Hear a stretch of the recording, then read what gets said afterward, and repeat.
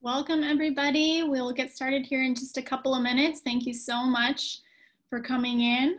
As we wait for more people to join us, I just want to make a note that we are going to have time for questions and answers at the end. So as Margo is talking throughout this lecture, if you have questions as they come up, please feel free to use the Q&A feature. Don't feel like you need to wait until the very end.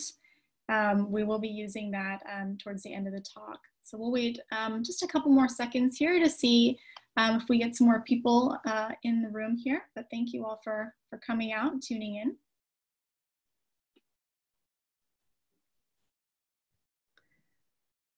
Oh, Elizabeth.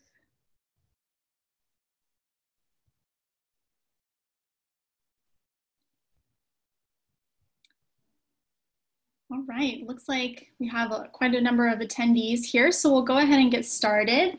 Thank you all so much for tuning in today during your lunchtime. My name is Amy Ellison. I'm the exhibition curator for the Los Altos History Museum, and we are so thrilled that you could join us this afternoon for this webinar on women's suffrage in Santa Clara County with Dr. Margo Horn. And I would also like to wish everybody a happy Constitution Day. Today is September 17th, and it happens to be the day that the delegates to the Constitutional Convention signed our Constitution into law in 1787. So I find it particularly appropriate that we are gathered here today to take a closer look at one of the most important amendments to the Constitution, the 19th Amendment, which allowed women the right to vote.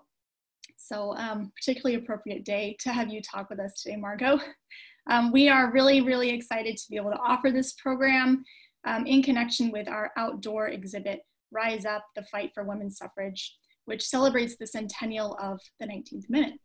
And if you haven't seen it yet, we hope that you will check out this exhibit now that we have a couple days of good air quality. Hope that you take advantage of that and go out and see the outdoor exhibit.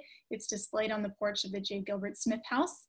And please stay tuned next month as well, because we we'll be opening up an expanded version, an indoor exhibition on women's suffrage that will open next month. So stay tuned in a couple weeks for that. We hope you can check it out as well. So without further ado, it is my very great pleasure to introduce our speaker today, Dr. Margo Horn. Margo is a native New Yorker, but she has lived in Los Altos since 1984. She received her bachelor's degree from UC Santa Cruz and an MA and PhD from Tufts University. Margo taught in the Stanford Department of History from 1984 until 2017, and she currently teaches in Stanford's program in Feminist, Gender, and Sexuality Studies. She specializes in US women's history and the history of medicine. Margo currently serves on the Los Altos Historical Commission and is an activist for affordable workforce housing for our community. So I'm going to turn it over to you, Margo, now, and I just want to say once more to those of you who filtered in here at the last couple of minutes, please feel free to use the Q&A feature at the bottom of your screen to write in your questions throughout the lecture. Please don't feel like you need to wait until the very end. Write them in as they come to you, and at the end of the lecture today, we will have time for questions and answers. So we'll try to get to as many as we can here today. So Margo, I will turn it over to you. Thank you, Amy. Everybody can hear me, is that correct? So thank you all very, very much for coming. I see that there are 29 participants. I see that on my screen, but I don't see you. And oh, now I see that there are 31 participants. Welcome, everyone. I wish we were all together, but under the circumstances, it's wonderful that you're here and that we can do this celebration of the centennial of the 19th Amendment together. I want to, though, start by thanking Amy, the curator of the Los Altos History Museum, for leading the charge to create this wonderful exhibit, which you must see. And then also I want to thank, I was part of the suffrage exhibit committee, but they did all the work, and I want to thank them for their wonderful, awesome research and the ideas that shaped this exhibit. It's a really wonderful accomplishment. So we have the outdoor and then we'll have the indoor, and Amy is so adaptive. It's just really admirable. All right. my job, as I see it today, is to put the Santa Clara County suffrage movement, suffrage activism, in the larger context of the US women's suffrage movement. And I will do this by presenting an overview of the national narrative, what I call the national narrative of the history of the movement nationally, and then I'll zero in on the suffrage movement in the state of California and Santa Clara County in particular.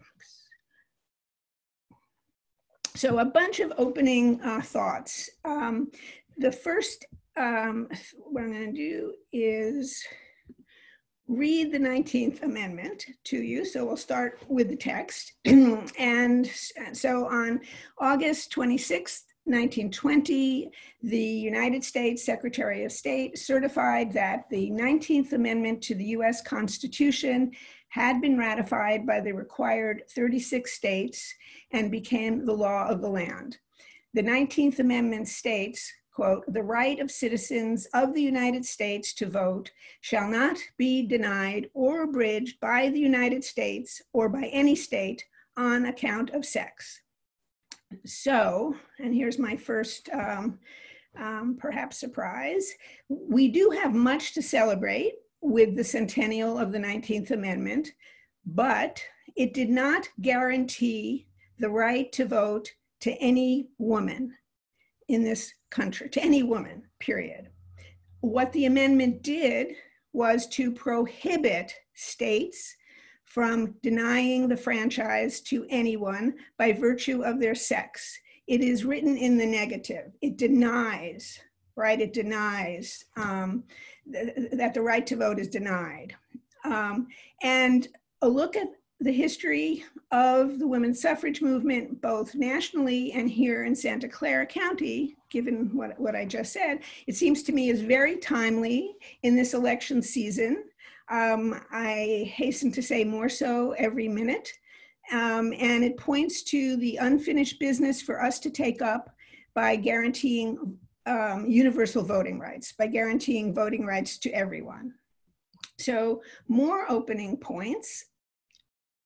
First, it seems to me that the struggle for the vote for women is fundamentally about the question of who has the right to full American citizenship. And clearly the right to vote is central to the definition of citizenship and a core right in our democracy. However, the right to vote has always been a contested struggle in our nation. And the United States was not founded on universal suffrage, nor does it have it now, I would say. And indeed, surprisingly enough, Amy just celebrated Constitution Day. The Constitution said nothing about voting. The founders left voting to the states. Very, very important. And initially, the states granted the right to vote only to white male property owners. Only to white male property owners. So the history of the women's suffrage movement then is part of a long struggle to expand voting rights that began with the founding of our nation and indeed continues today. Moreover, I would suggest that the fact that our government continues to, in fact, leave voting to the states provides the crux of the problem we have with voting rights in the past and now. Okay, returning to the history, right? Before I go into this, it's important also to remember that the women who fought for the vote, for women, the suffragists, did so without having that basic right, right? So that's interesting. And so they faced a kind of quandary of having to convince male voters and male elected officials to share the vote with them. It's maybe part of human nature not to want to share power, maybe. So that's, you know, I think an important point to think about. And since the suffragists themselves did not have the vote to use as leverage for their cause, they needed to develop many, many creative ways to insert themselves into the political process and act as if they were fully vested citizens. All right, so now I'm going to embark on this history. And okay, so this is kind of exciting for you, for me, for historians.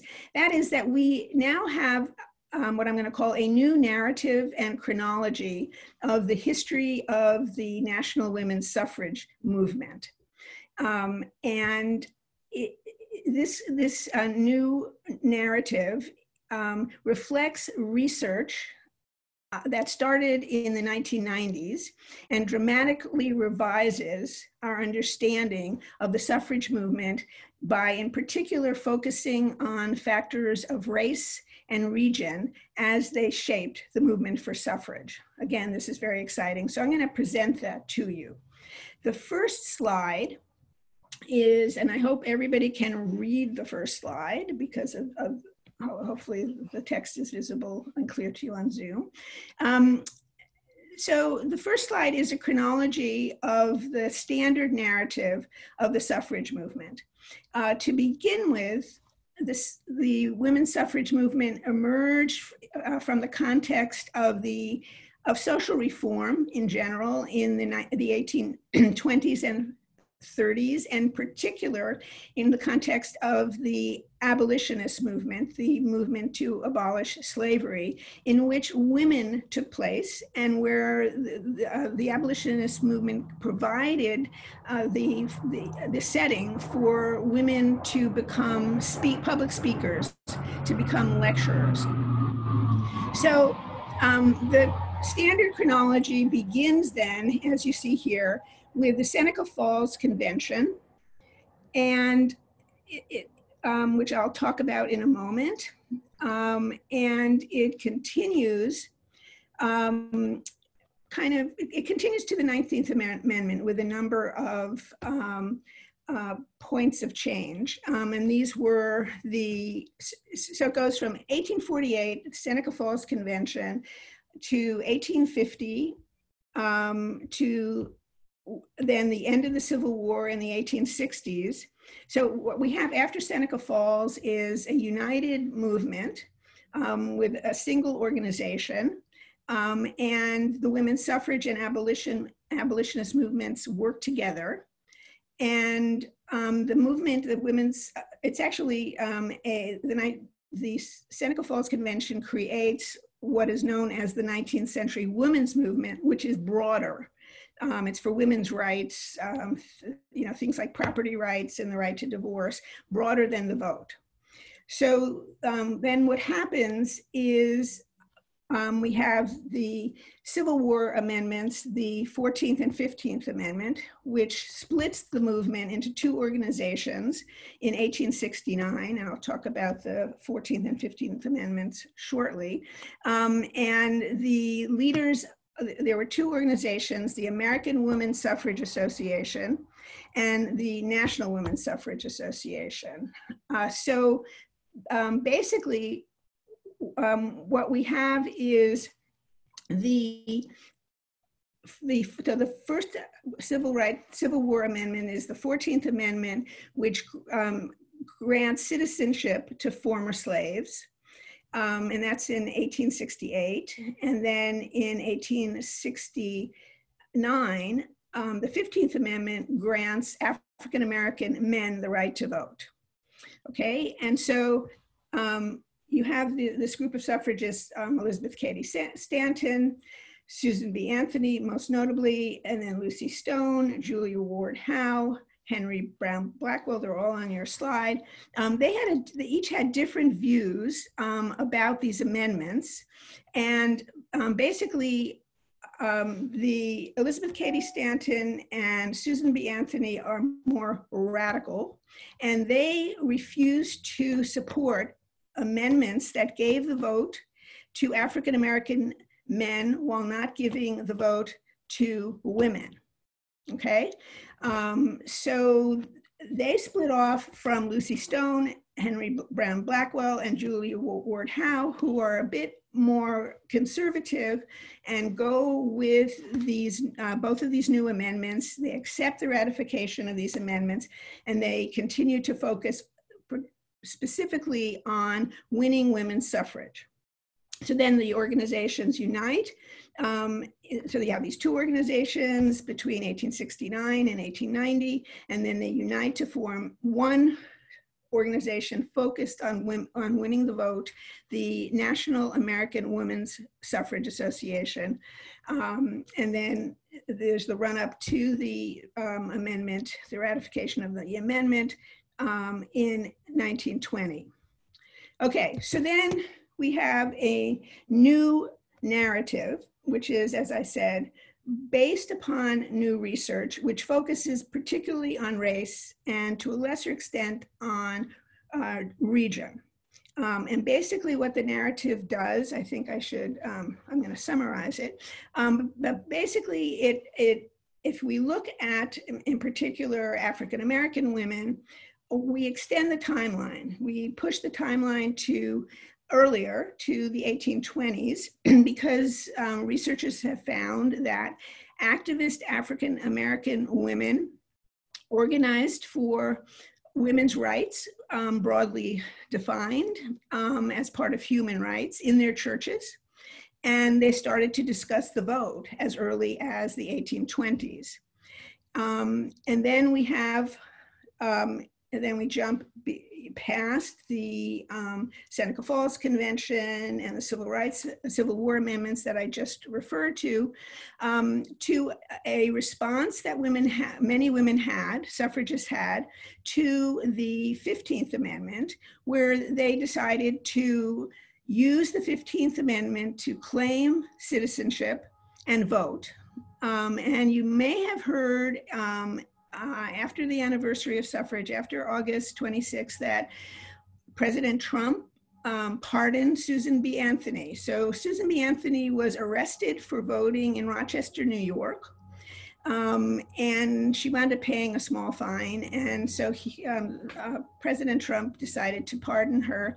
And I just want you to know that if she were here, if Susan B. Anthony were here, she would say she did nothing wrong for which she needed to be pardoned. So more in terms of this new, understanding this new departure, what we know now is that thousands of women voted throughout the United States in the 1870s. And then in the 1890s in the new Western states that granted them the franchise. But then there was systematic disenfranchisement of women of color, okay? And the next notable part of this chronology is 1875. There is a test case for another woman, Virginia Minor, takes her arrest to the Supreme Court, her arrest for voting under the 15th Amendment to the Supreme Court. And the Supreme Court rules that voting is a privilege and not a right. In Minor v., it's called Happersett. It is a privilege and not a right. And the question of who votes is left entirely to the states. Okay, so I hope I'm making that clear. So then the next point in this chronology is we go to the ratification in 1920 through the 20th century, right, until the Voting Rights Act of 1965, where we see that women, African-American women, for example, in the South, in South Carolina and North Carolina, they vote right after suffrage is won. They vote in the South. Women vote all over, women of color vote all over the country.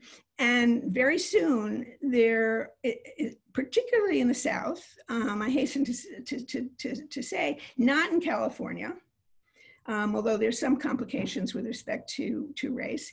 But there is voter suppression through, not, so when we think about the text of the 19th Amendment, it's not by virtue of sex, but it's by virtue of not being able to pay a poll tax or not being able to pass a literacy test.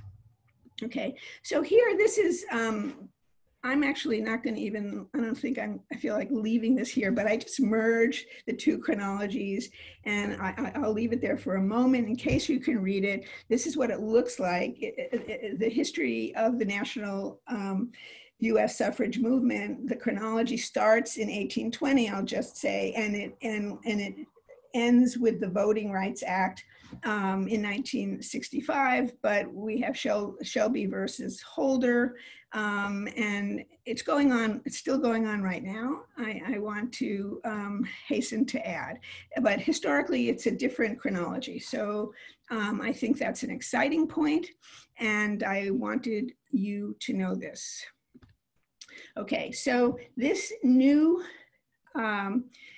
narrative does not mean that we're going to throw away the Seneca Falls Convention, or at least I'm not going to throw away the Seneca Falls Convention.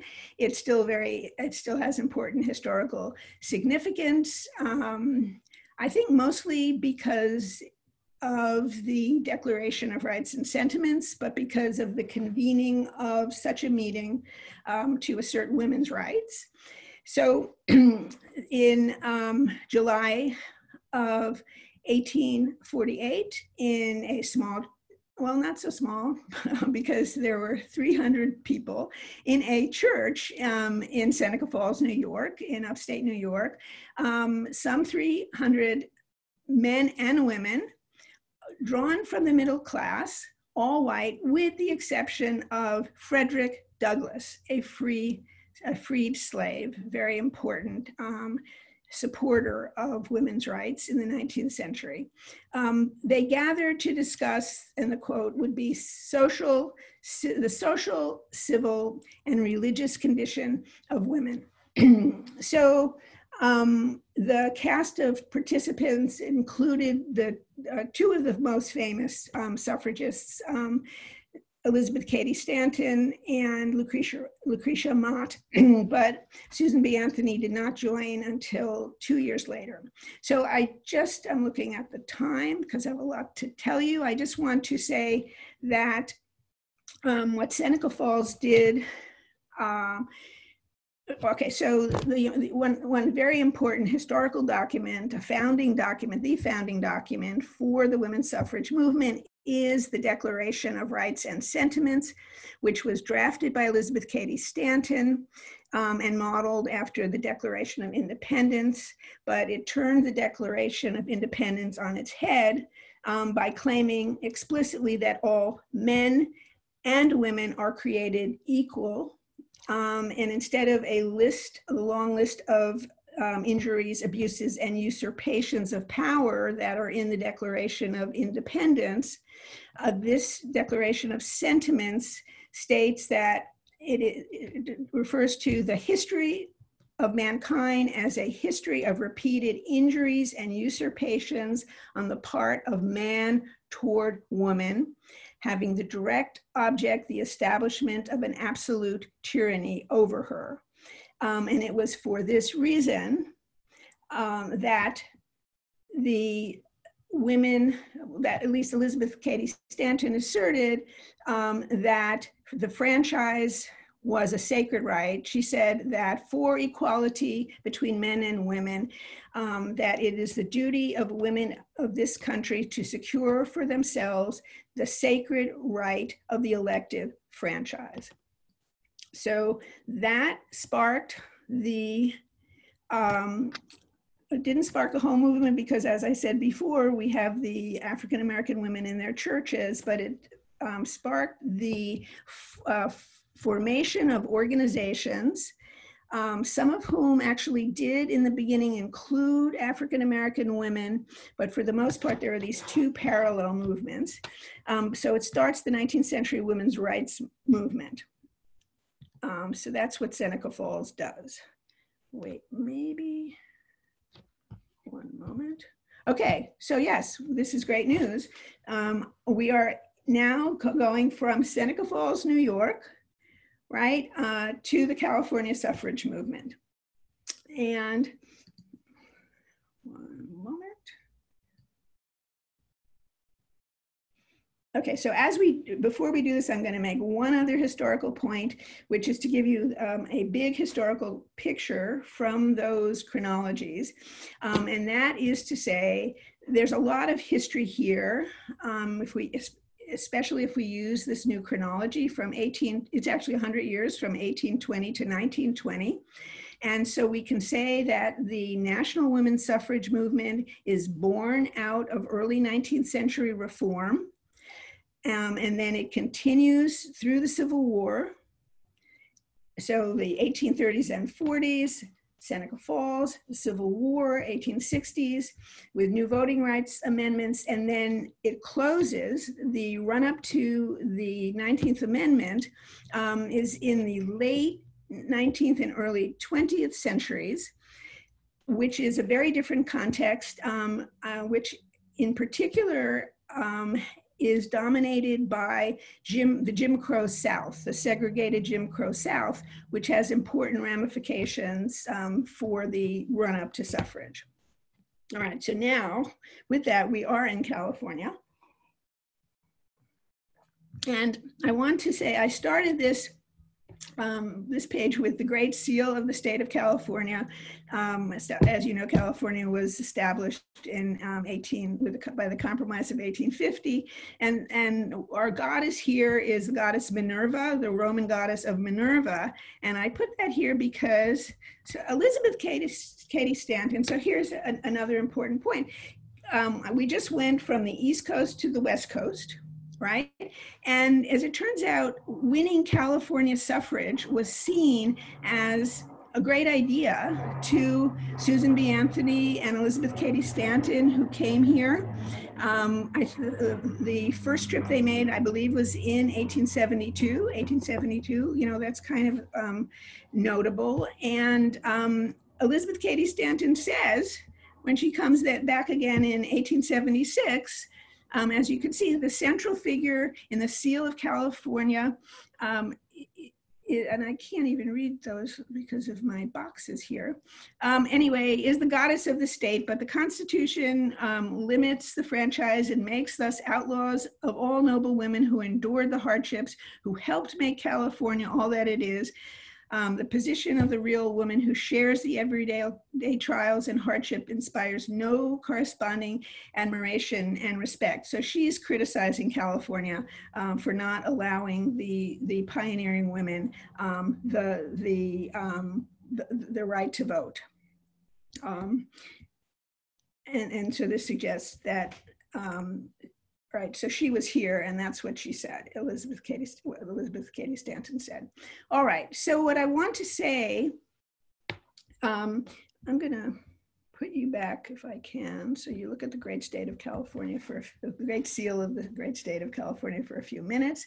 And I want you to know that I believe we can look with great pride at the California suffrage movement and at the involvement of Santa Clara County's suffragists, since women from California played a significant role, actually, in achieving suffrage here for the national movement, and the achievement in 1911, and then they were involved in the run-up to the passage of the 19th Amendment in 1920s. Moreover, we think, or historians think, of the Western states as particularly progressive, and indeed the California suffrage movement reflects that view, with the notable exception of the issue of race, and I'll talk more about that shortly. Okay, so then we have this quote, and then we have Clara Foltz coming up soon. All right, so it seems to me that the roots of the California suffrage movement, to some extent, can be, or to a large extent, can be traced to the education of a class of California women who then formed the Women's Club movement.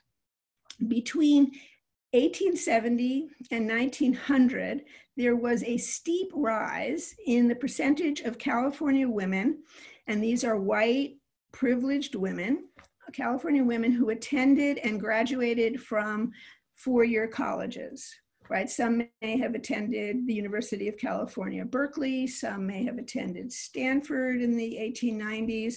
Others may have traveled and gone to East Coast women's colleges, or gone to what were called normal schools in California, which were teachers' colleges. So the point here is that we have a generation, a new generation of women college graduates, and they dedicated their time and energy to professional careers, to work in particular in social reform. And many of them were involved in a range of progressive issues at the time.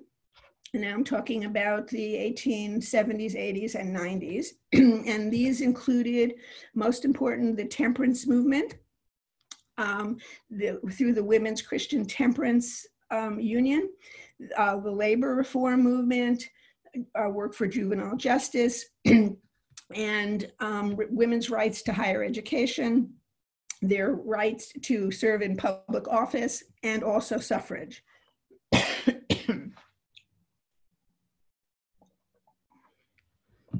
Excuse me.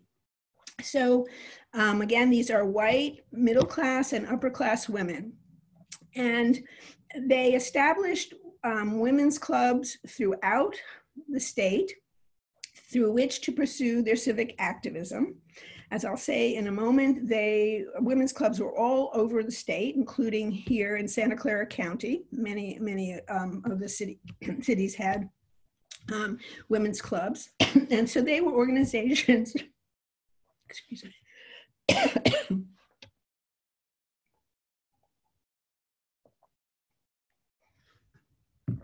Okay, I'm fine.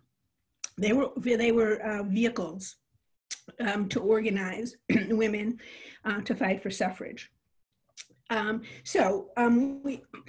California suffrage movement formally begins in 1870 when a small group of middle-class women met in San Francisco and organized the statewide California Equal Suffrage Association to gain political rights for their sex. So here you see Clara Shortridge Foltz, who is a very important leader in the 19th century California suffrage movement. And she was one of the first women. Let me go through. So actually, this is another important, I think, point in terms of women's motivation to fight for these issues. So Foltz divorced her husband and was left with 5 children and the need to support herself and her family. And so she began to study law and then became interested in women's rights because of her predicament and became a public lecturer for women's suffrage.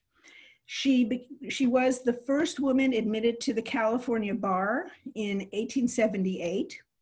And she joined with another important early suffrage activist, Laura DeForest Gordon, in winning legislation that gave women equal access to employment and education in California's Constitution.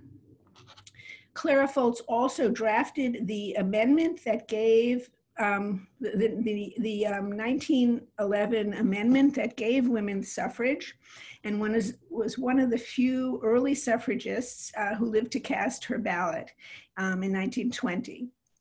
She was also a fighter for women and civil rights, and she argued for the establishment of the Office of Public Defender, which was established in Los Angeles. Another, I think, interesting geographic point is that the population center of California was earlier in Northern California, and that's why there were the early organizations came out of San Francisco, and then around where we are, there was a lot of suffrage activism. The next early suffrage leader is Laura DeForest Gordon. And she was very interesting. She began her career as a trance speaker. She was a spiritualist, and she was apparently a very passionate orator. I'm going to just say, I don't know if you know this, but Jane Stanford was also a spiritualist, and she believed in contact with people after life through and trances. So Laura DeForest Gordon became a public figure by lecturing widely, and she began to lecture for women's rights in actually the late 1860s. And Susan B. Anthony attended one of her lectures for women's rights in 1868. It's quite early. And Anthony was so taken with Gordon's oratory that she invited her to travel with her to speak at a women's rights convention in Cincinnati. God, okay. So anyway, okay, my cursor got stuck. Okay, so I love this slide. Here we have someone escorting Laura DeForest Gordon to the podium with Susan B. Anthony to speak at the Cincinnati Women's Rights Convention in 1872. Gordon also helped form the California Equal Rights Association with Clara Fultz and served as its president. She worked for women's entrance into the legal profession as parallel to Clara Fultz. They worked together. And she was one of the first women admitted to UC Hastings School of Law, although she studied by herself and never attended. And she became the second woman who was admitted to speak before the United States Supreme Court. So that's fairly impressive, it seems to me. So California women's suffrage gets off the ground then in the 1870s. As this is all written about, the movement kind of languished in the 1880s a bit and gets up steam in the 1890s. And so I want to talk now about the link between the women's club movement, which I mentioned before, and the suffrage movement here in California. The women's club movement was overall very progressive, but it was also exclusive. So members of California Women's Club women, believed that in order to influence male voters and male elected officials, they needed to maintain their leverage, if you will, as members of the white, middle, and upper class. So California Women's Club explicitly excluded women of color in their membership, with one exception, and that is the Women's Club of San Jose. And I think that's something we can be proud of. So there were women's clubs established throughout Santa Clara County, as I noted here, in San Jose, in Gilroy. There was one in Santa Clara that I don't have here, in Los Gatos, in Mountain View, and in Palo Alto. And another point I want to make here on the issue of race is that, as with other, so then we go from the women's club, to the suffrage organizations in California, and they too embrace these segregationist attitudes. Okay, and so I wanted to note also that in the 1890s and after 1900, there was a lot of diversity in California, right? Not so much African Americans, but the Chinese, the Japanese, and Mexican, and these were not allowed These people, these women were not allowed to join an Anglo-American suffrage club. So that's an important point that I want to make, and I have a quotation, which is quite interesting. And that there's a club woman named Caroline Severance from Los Angeles who started her career as an abolitionist. So one would think she would be critical of this segregation, the segregationist attitude. But she said that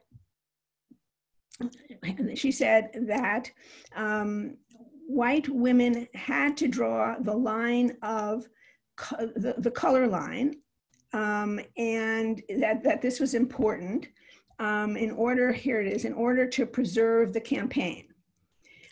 So I can also say that the National Women's Club movement did not allow African Americans either. So it's not as if California was different.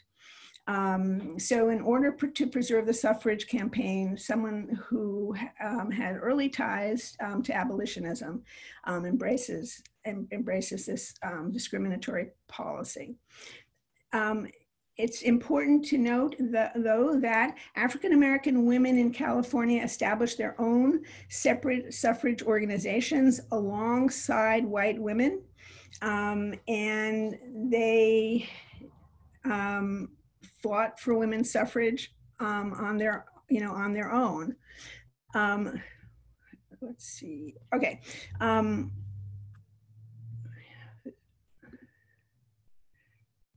Okay, so I will note some of the African-American and other women of color who were active in suffrage, but now I want to talk about the 1896 suffrage referendum.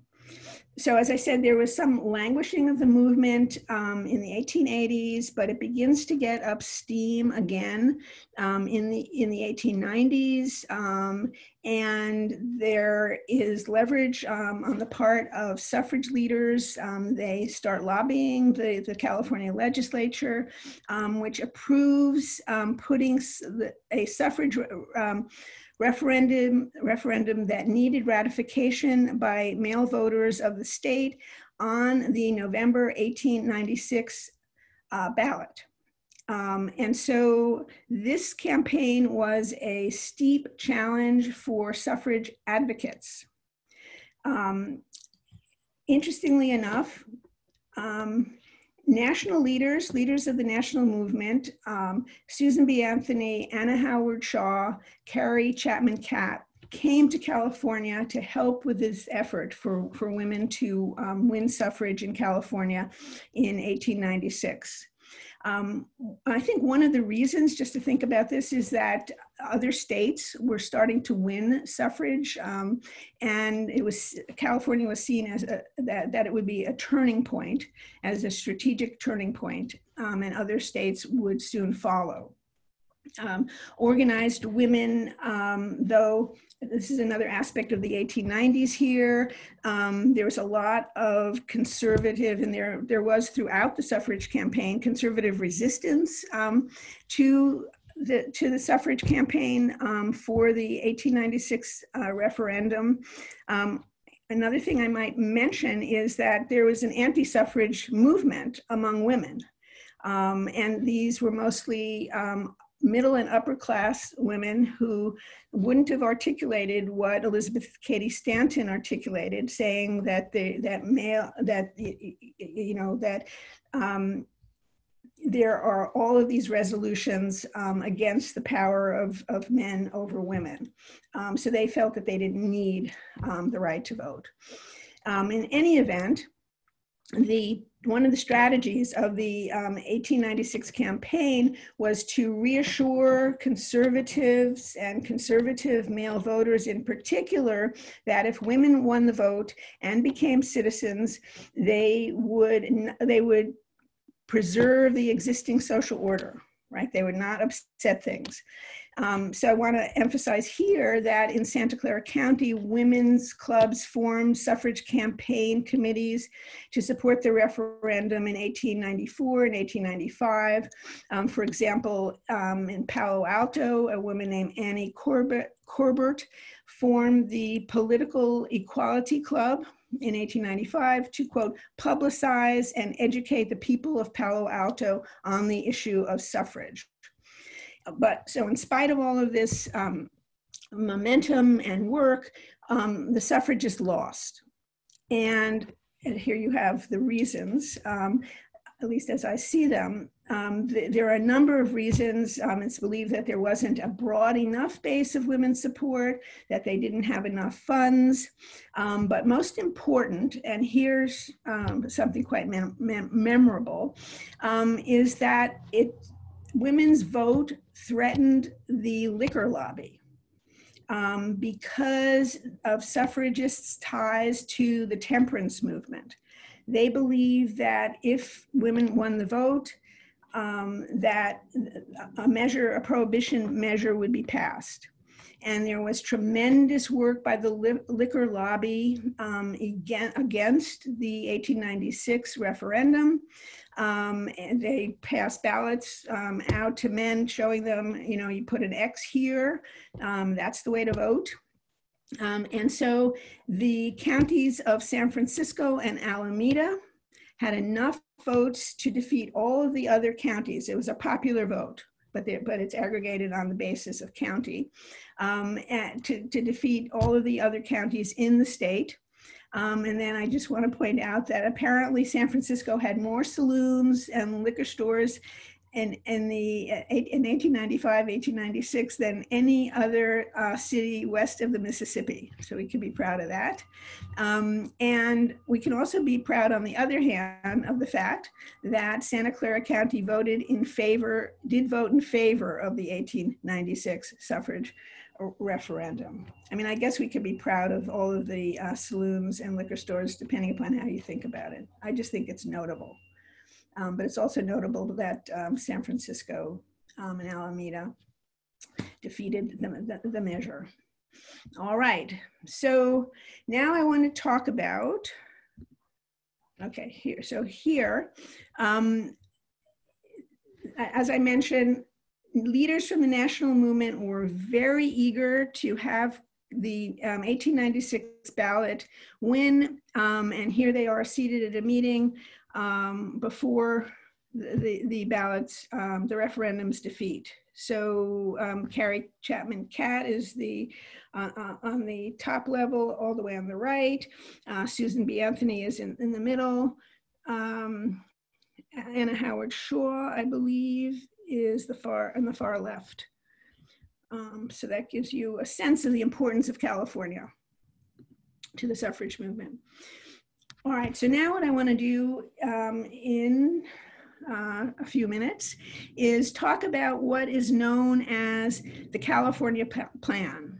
Okay, so after the defeat of the 1896 referendum, again, the movement languishes a bit. They're discouraged a little bit.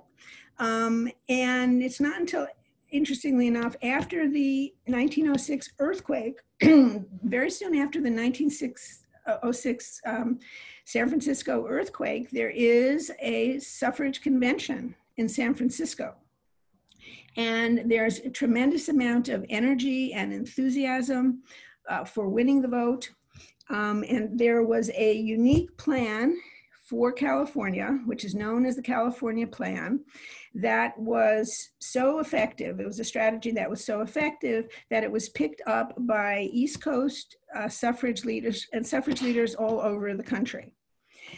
So the first aspect of it is that suffragists did not seek endorsements from political parties.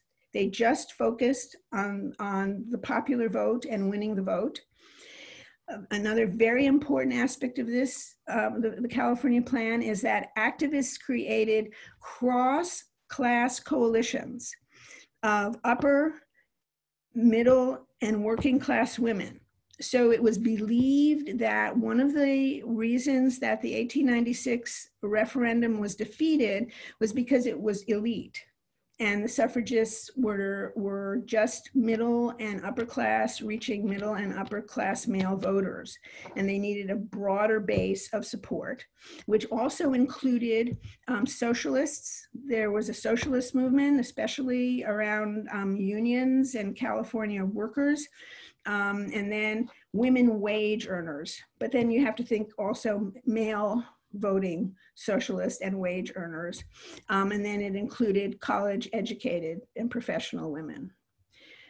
So there's a broad basis for the California, a broad class basis. So you can think that while we're not embracing all races, racial diversity, we're embracing class diversity in the California suffrage movement.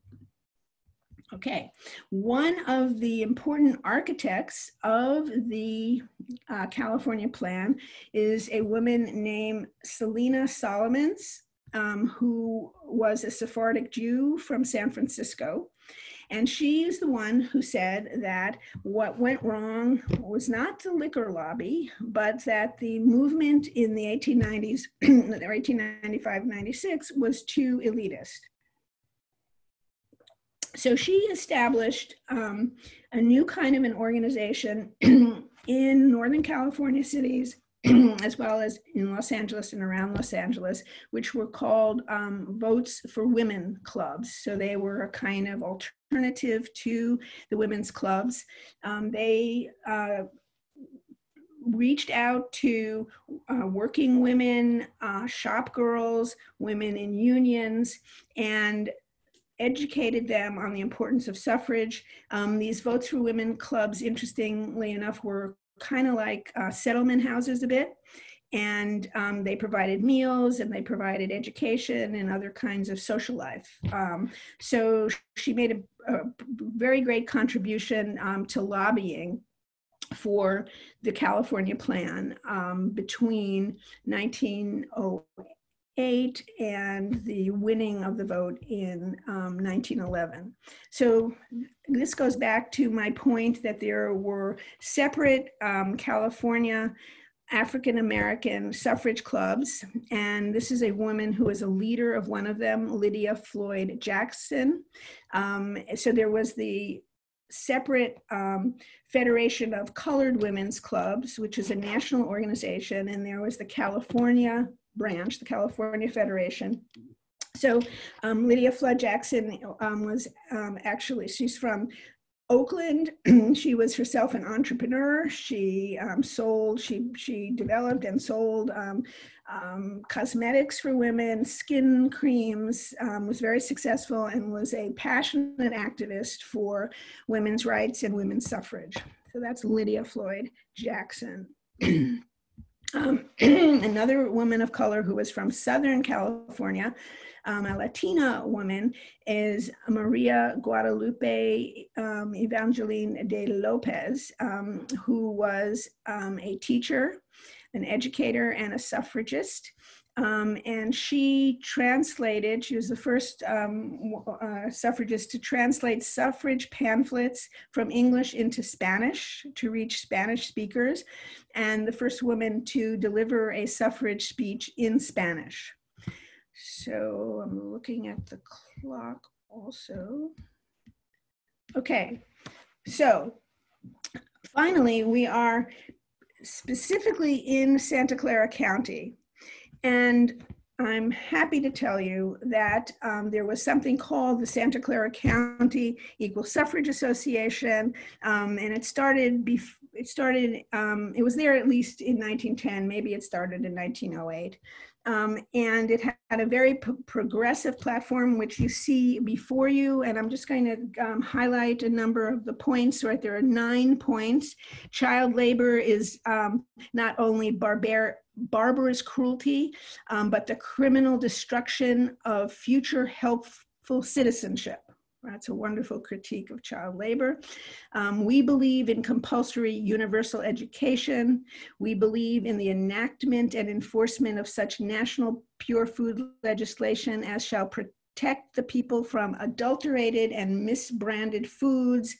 We believe domestic science should be taught in our public schools. We believe in the reform of prisons, hospitals, and asylums. We believe sanitary regulation should be enforced everywhere. This is a wonderful platform, I believe. We believe the newspapers to be the best medium of education and reform, and we wish to see the press more reliable and dignified. A little resonant. We believe in public improvements. And finally, point number 9, we believe in equality before the law and universal suffrage with an educational clause. So maybe that's a little disappointing, but that is the platform of our very own Santa Clara County Equal Suffrage Association. I have to include, I'm talking about Santa Clara County suffragists. This is someone who a number of these women are part of our exhibit. Alice Park is. So here's one thing I want to point out in all of my slides. I did not do this. Suffragists were very long-lived. So having a passion and having a cause is good for your health, and it's good for your longevity. And so Alice Park lived a nice 100 years from 1861 to 1961. So did Susan B. Anthony and Elizabeth Cady Stanton. Many of them did. She was a very important leader in the California Suffrage campaign and in the national suffrage campaign, both. After we won the vote in California in 1911, she went on the road and she fought for suffrage for the passage of the 19th Amendment. She's also a founder of the International League for Peace and Freedom. Okay, so here's a slide I'm very happy about. The Santa Clara County Suffrage Association's float on May Day in Los Gatos. All of you people from Los Gatos who are here you are, in 1909. So I think that that's beautiful.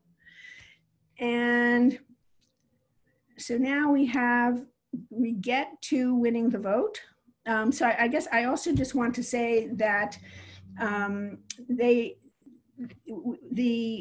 coalition, the class coalition that I spoke about was, the work was done, was urban, right? It was mostly in San Francisco and a little bit in Los Angeles.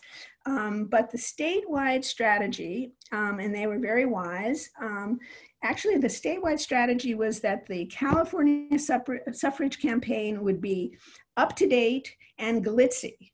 It was going to use the latest technology at the time, and that was notably automobiles and telephones, right? It's anticipating Silicon Valley. And the strategy was to go to rural communities and small towns, an intense and individual campaign, door to door, church to church, school to school, town to town, giving out handbills and newspaper articles about suffrage. And actually that's how the vote was won here in California. So what happens, oh yes, I have some more women to show you. Oh yes, so I told you about all the anti-Chinese sentiment, but here's a woman who acted in spite of that, and this is a woman, Clara Elizabeth Chan Lee, who was the first Chinese American maybe to register to vote, because Amy, you've got another slide in the exhibit, so we'll have to figure this out. But anyway, she is registering to vote on November 8th, 1911, and she founded what's called the Jeliab Association, which was an advocacy group and social club for Bay Area Chinese women. Oh, wait. And here another organization for the California suffrage movement was the California Women's Equal Suffrage League, right? It was actually the California College Women Equal Suffrage League.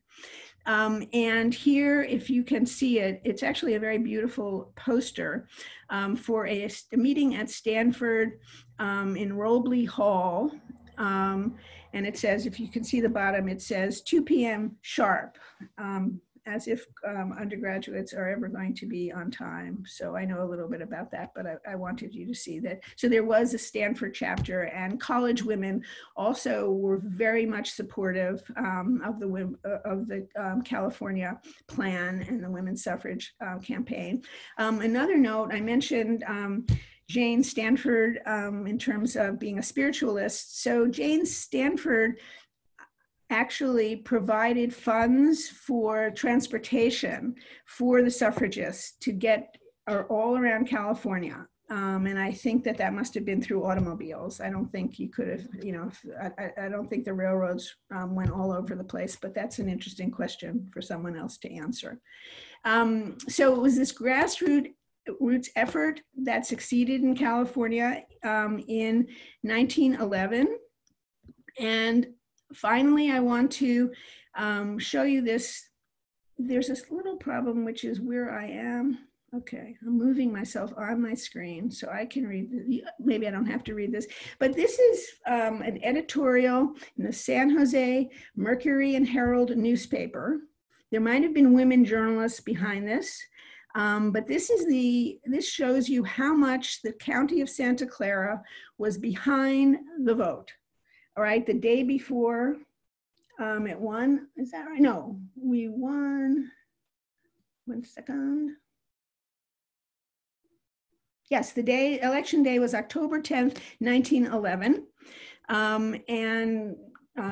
Read this, right? That they, there was this belief, we especially appeal to the voters of Santa Clara County who believe in the justice of women's suffrage to vote. Okay, so I kind of loved it, so I had to give you the full text. And what happens is, everybody knows, right? So it was a close race, and Santa Clara County does vote for the measure, as we have in the exhibit. San Francisco votes against it, and Alameda County votes against it. So do San Mateo and Marin County. Lots of Bay Area counties were against it, but Santa Clara County won. So I'm going to, I believe that's my final slide, and I'm going to conclude by saying that it seems to me that to return to the issue, the important issue that I want to return to is the issue of leaving voting to the states in our country, and to remember that even though the 19th Amendment was passed 100 years ago, right, we do not have, in fact, or de facto universal suffrage by any means. And so we have to ask the question, suffrage for whom? Who was and is actually able to vote? And to remember that the 19th Amendment is very significant, and it's just one point in the long and continuing struggle for universal suffrage in the United States. Thank you. Great. Thank you so much, Margo. That was a great talk. We do have a number of questions here. Okay, the first one is from Ellen. She said, is there an effort to create a single voting system for the US as opposed to state by state? What you mean, a federal system? That would have to be done at the federal level. And so that there could be changes. So what's happened recently has to do with the Supreme Court, right? We had the Voting Rights Act of 1965, which would look at it, which required places where there was discrimination to have a kind of strict scrutiny in elections, and that's gone. So there are, I would say, various efforts, but nothing nothing federal. Okay. The next question is from Gary. How was the Seneca Falls Convention viewed by the general public? You'll have to tell me that. I'm like so inside the Seneca Falls. I think maybe I'm going to just hazard a guess. I think that it's probably the most famous aspect. I'm going to just remember something. I was playing tennis with a 9-year-old kid a few years ago, and I said that I study women's history, and he said, "Oh, the Seneca Falls Convention. Here you go." So, I think it's in various curricula. So I think it's very well known. I think it's very well known. Anyone want to help with that? Yeah, I agree. I think I would agree with you that it's probably the most iconic sort of meeting of having to do with women's rights. I think maybe Gary might have been asking about at the time, maybe how was it perceived? If it was, how was it written about in newspapers? Okay. I thank you very much, Amy. I answered the wrong question. All right, so interesting. All right, so I mentioned that there was a lot of, for sure, anti-suffrage sentiment in the 19th century. And there was a great cartoon, which I didn't include in the slideshow here, of the women, of caricaturing the women of Seneca Falls wearing pantaloons, being very outlandish and criticizing them. So they, there were reformers in 1848, and there were conservatives who didn't want any change in the status of women. And so women who participated were mocked. And that's just one example. And I'm just going to say that there's a lot of different views. Okay, next question is about Laura DeForest Gordon, who I know is one of your favorites, Margo. So, but the question is from Juliet, and I think she's asking how much of a spiritualist was Laura DeForest Gordon, or sort of what did that mean at that time? Because it does seem, as you pointed out with Jane Stanford and a number of other suffragists, that there was definitely a connection between these two movements. Between suffrage and spiritualism? It seems like there's quite a number who were both. Okay, That's my own observation. We have two. We have Jane Stanford and Laura DeForest Gordon. I will say to you that spiritualism was something, right? It was a kind of alternative movement where both men and women believed in spirits, believed in trances, and that you could connect with the dead. And so it's not a mainstream movement, but it's an important movement, in the middle of the 19th century, I'd say, from maybe the 1840s to the 1870s or so, or even beyond. So it was an important movement. And one of the ways for women to be sort of public speakers, right? Yes, to become an orator. Yeah. But I'm going to not link spiritualism and suffrage. I don't want to do that. Okay, fair enough. Think about it, except for Laura DeForest Gordon. But that's how she became a lecturer and was, very well known because of that. Okay, our next question is from Gina, and she is asking about the working women of the early 20th century, pre-1910, and who they were, what kind of jobs they were doing. Were they primarily servants? Who was this woman that we're talking about? Thank you for that. Thank you for all these questions, I should say. They were waitresses, service workers, in the garment industry, in garment trades, making clothes.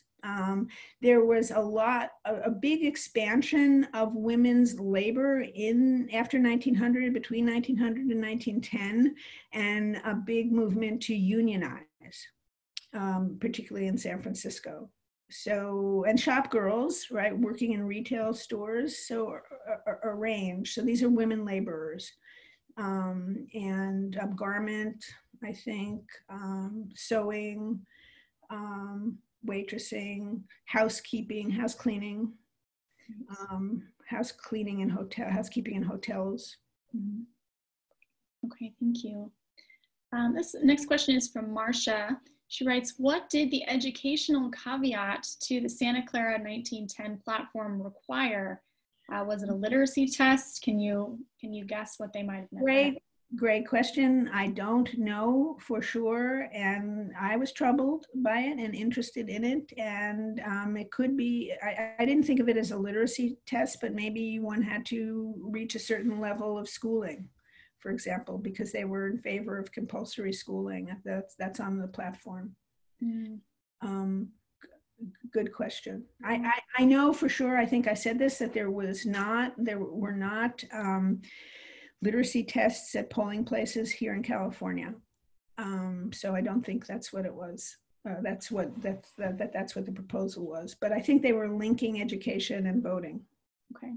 Well, on that note, with talking about voting, we have a couple of questions that are similar, so I'll link them together. The question is, now there is an effort to discredit the election process.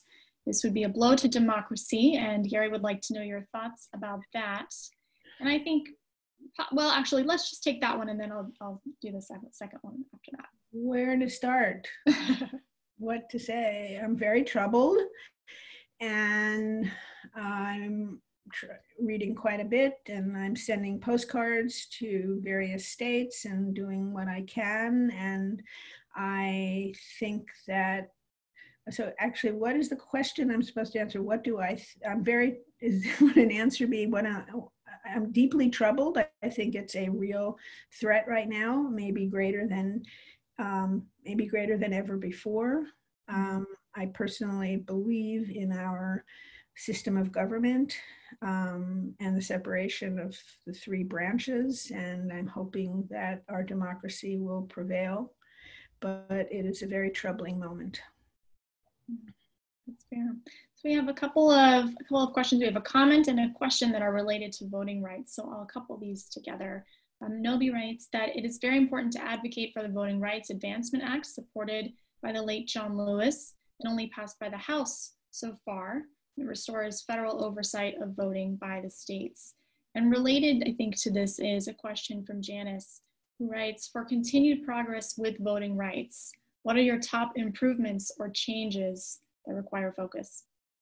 So I'm not going to go there. I'm being a historian, and you cited the bill in honor of John Lewis, which is great. So other people might come in. So I'm going to restrict what I'm going to comment on, except for what I just said, in terms of how troubling this moment is. I'll stick to history. Okay, fair enough. Well, I wanted to ask about campaign tactics. You mentioned a little bit, and you showed the great photo of the parade, the May Day parade in Los Gatos, which is an amazing photo. And I wanted to talk a little bit about, what their campaign tactics were, how they changed over time. You mentioned that there were a lot of suffragists who were coming out of the reform movement. If any of the campaign tactics were influenced by the abolition movement, by other reform movements, and then related to that, if any groups, in the 20th century were influenced by the campaign tactics of the suffragists, who I believe were quite visible. I mean, that was sort of the point, right? They were very visible in their campaigning for suffrage, and that probably contributed to their success. And they knew that. And so just think about, so it really, let's see, there are, kind of grassroots educational leafleting, pamphleting in the middle of the 19th century. Horse and buggy going to towns, right? Not here yet in California, but it's really after in terms of the national movement, after the organizations merge in 1890, that they want to become visible. And I do think here I will say something, contemporary. When you think about social media and the way we get information, and when I was reading about the California plan and this idea that they wanted to be very visible, I was thinking of, so this is really pre-Hollywood. Which doesn't kind of start getting, the film industry doesn't get off the ground until after 1915, 1918, after World War I. But in any event, there was this notion that, suffragists were going to wear white and wear purple and be, sort of strut as proud women, having these parades, in the middle of town, having these floats. And then in California, so here's something I didn't have a chance to mention. In the fall of 1911, right before the vote, a woman, her last name was Keith, she gave a speech on the battleship Pennsylvania to a huge crowd, on this ship. And she talks about the importance of suffrage. Right, it might have been September 7th or September 8th, an opera singer whose name was Madame Nordica. I was trying to get this into the PowerPoint, but it's okay. You can look up Madame Nordica. There's some pictures of her playing Brunhilde. She's an internationally known opera singer, opera star, and she's got all this armor on. So she made a surprise appearance in Union Square on behalf of suffrage right before the vote. And so they were all about that. And it's, it seems to me, and how shall I, an impressive strategy in terms of getting attention to the, because they believe this was so right and so important. And they did everything they could. But I think also, I'm actually talking about the glitz, particularly in the California plan. The College Women's Equality League had a car. I think it was the Blue Star, I think it was called. And they drove around in that car. And that was, associated with the suffrage campaigns. Great, thank you. Okay, we have our next question. How or were geographic or regional differences addressed by suffrage leaders among urban, farm, rural, or mountain communities in the late 19th or early 20th century? And if these differences were addressed, what was the most significant and effective? Meaning, can we ask the questioner, meaning attitudes? I think this person is asking, about maybe how they are campaigning towards different groups or different communities. I believe that's what this person is asking. Okay, so all around the country, there was this notion that one of the things that suffragists were doing were educating people who were living in rural communities, for example, and might not have ever seen a suffragist. That's one of the things that I noticed, to meet people who, didn't know what this was about. And there was the talking, this is grassroots organizing, talking one-on-one. I would contrast that with working with the urban population, urban voters, male voters, by, trying to meet them where they were. One thing is that I referred to these votes for women clubs in San Francisco and in Los Angeles. There was a lot of effort to work with unions, to work with socialists, to try and bring, if there are people who were politically active in the labor movement, to bring suffrage into, their line of vision. So there would be different tactics. And what's important, I think, one of the things that's interesting in terms of the women of California is that they in spite of this cross-class coalition idea, Selena Solomon's, which worked, San Francisco didn't vote for suffrage, and they knew they had to get out into the small towns and the ranches. So they were very nimble. Great. Thank you. So early in your talk, you mentioned that, I think it was Susan B. Anthony or Elizabeth Cady Stanton had written quite a lot about how important it was that California women got the right to vote and the importance of California for the national movement. So I'm wondering if you can talk a little bit, you ended here in your talk in 1911. So what happens between 1911 and 1920, and how does California play a role in ultimately winning the 19th Amendment? Fair enough. One of the reasons, so there was this kind of, I think, snowballing idea after we have Wyoming and Colorado and Utah are the first Western states, and the East Coast suffragists wanted to bring California along, right? And there's, a gap until 1911. I can go back to my text, but I can't cite when the last one before California was.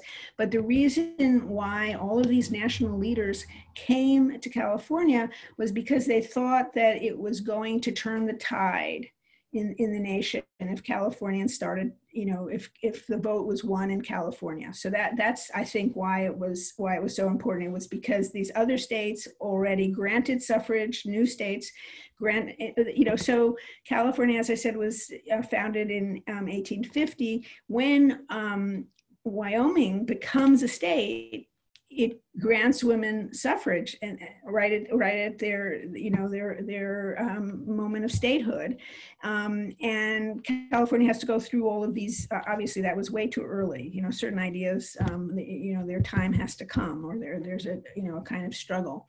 But okay, so that the idea was that it would really, I think, bring other states along, and then just to going to kind of summarize what happens between 1911, oh my goodness, and 1920 and winning the vote is quite huge. So I made one point, which is that there's a woman, and she's in our exhibit, Maud Younger, very active suffragist from San Francisco. She later lived in Los Gatos. She and Alice Park went back east and campaigned with all the leaders. It was it was the culmination, well, a couple of things. This is culmination of all of this effort, but we have World War I in the middle of this. We have President Wilson, who was against suffrage in the beginning. We also have, this is kind of eerily interesting, we have the Spanish flu in 1918, right before suffrage. And I want to make a point about this, which is that there's some argument that both World War I and the Spanish flu helped suffrage in this way, that women entered the workforce in large numbers as nurses, as all kinds of what we would call healthcare workers. And they thought, well, if we're going to be out there on the front lines, we deserve the vote. So it was a new argument that was born of those circumstances. So there was this California, I don't know what the best word is, caravan by car of suffrage leaders who went from California to Washington.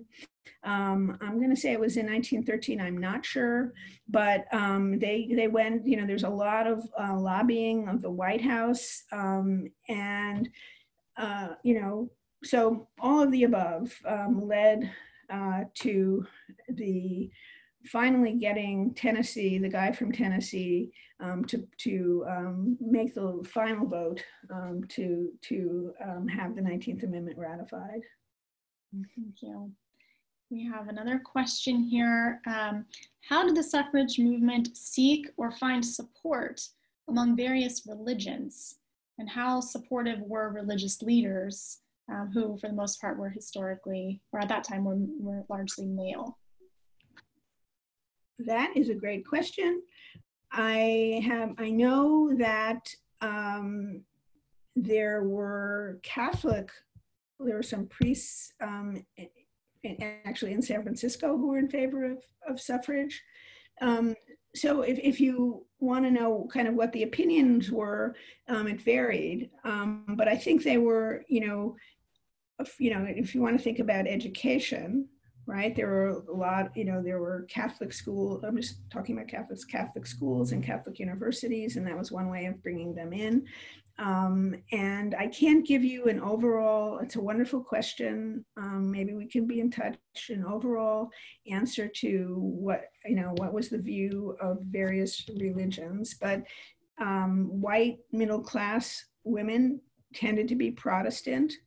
I think I mentioned that there were upper class Protestant women who were part of the anti-suffrage movement.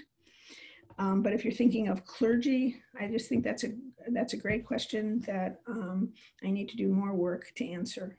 But thank you for that question. Okay, I think we maybe have time for one more question. I'm curious about what happens after women get the right to vote. Do we have any idea about how women were using the vote, how often they were voting, what they were voting for? Do we know any of that information? Yes, we do. So we know that early on, women voted similarly to women did vote. I can't quote the percentage, but they did vote in high numbers. And they voted similarly to their husbands until the late 60s and 70s, where you have what we call the gender gap, and they vote more similarly to one another than they do, issue by issue to men. Is that probably what you're going to sort of, what's their voting behavior? How do they vote? Yeah, right. How did they vote? Is there anything that they really voted strongly for, strongly against? I'm not going to take it that way. I'm just going to say they don't vote as a block and they vote like their husbands. And actually, when I say that they vote like their husbands, it's not that their husbands told them how to vote. It's actually that voting reflects socioeconomic background and interests. And that's how they were voting, similarly as part of a family, that there were shared interests between the husbands and the wives. I want to say maybe one final point, which is related to this, but a little different, and that is that African American women were ready to vote when the 19th Amendment is ratified, and they vote in very large numbers in the South, and then they're disenfranchised, right? So that goes back to where I talk about this new narrative, right? Where we have not more, but many women who are voting before the 19th Amendment who are then disenfranchised after. And that's an irony. And I want to leave you with that, because it's not that it enfranchises all women by any means. So I'll leave with that as it was part of my first quote, that the 19th Amendment did not guarantee the right to vote to any woman. So that's it's a good note to end on, because we need to remember that as we celebrate this anniversary, to acknowledge what it did not do and who it left out. So thank you. Thank you so much, Margo, for this amazing talk. Thank you all of you for tuning in. And if you missed any part of this, if you have friends who missed this for any reason, we're recording this. This will go up on our website, so you'll be able to see it, watch it again, share it with friends who may be interested. So thank you again. We hope to see you at the exhibit, the outdoor exhibit, and next month at our indoor exhibit. And we hope you have a great rest of your week. Stay well, and thanks for coming. Thank you. Bye, everybody.